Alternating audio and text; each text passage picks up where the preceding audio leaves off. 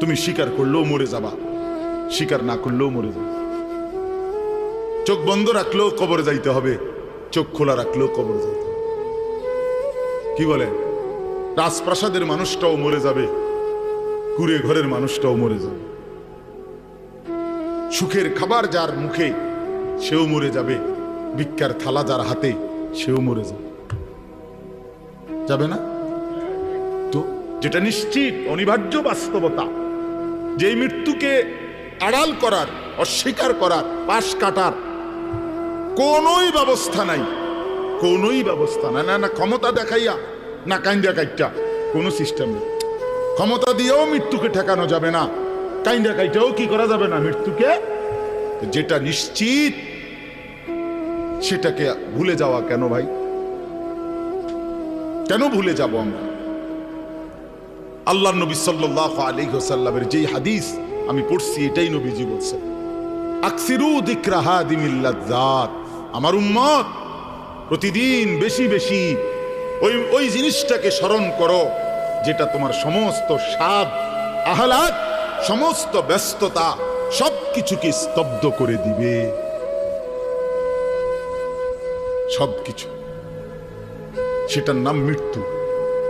হাদিসে আছে মৃত্যু সবকিছু বন্ধ করবে। তোমার নাক, তোমার চোখের দৃষ্টি, তোমার কানের শ্রবণ শক্তি, তোমার জবানের উচ্চারণ, তোমার জিহ্বার স্বাদ, তোমার হাতের নড়াচড়া, তোমার ব্যস্ততার এই জিন্দিগি স্তব্ধ করে দিবে। দিবে কিনা বলে? আমি অনেক সময় বলি, আমার প্রায় সময় জানাজা পড়তে গেলে মনে হয়, দেখবেন জানাজার নামাজেও মনে করেন 10:30 বাজে জানাজার টাইম দিছে, 10:30 জানাজা, 10:34 বাজে গেছে, 30-40 বাজে গেছে। কিছু মানুষের এই পরিমাণ অস্থিরতা, এই মিয়া টাইম টেবিল ঠিক রাখো না, কইলা 10:30 জানাজা, 10টা মিনিট ওভার হয়ে গেছে, কতক্ষণ খাড় করায় রাখবা? মানে উনি ব্যস্ত, ওনার এই 10 মিনিট সময় নাই। আল্লাহর কসম বন্ধু, এই মানুষটাও এরকম ব্যস্তই ছিল। যে মানুষটার জানাজা হচ্ছে এখন, যার লাশ এখানে শোয়ানো, এই লোকটাও এমন ব্যস্তই ছিল। তার হাতেও একদিন সময় ছিল না। আজ গোটা পৃথিবী সব আগার জায়গায়, এই বেচারা শুধু নিস্তব্ধ। চোখের সামনের জলজ্জান্ত মানুষটা স্তব্ধ, আর হাত নড়ে না, পাও নড়ে না, আর চোখ নড়ে না, জিহ্বা নড়ে না।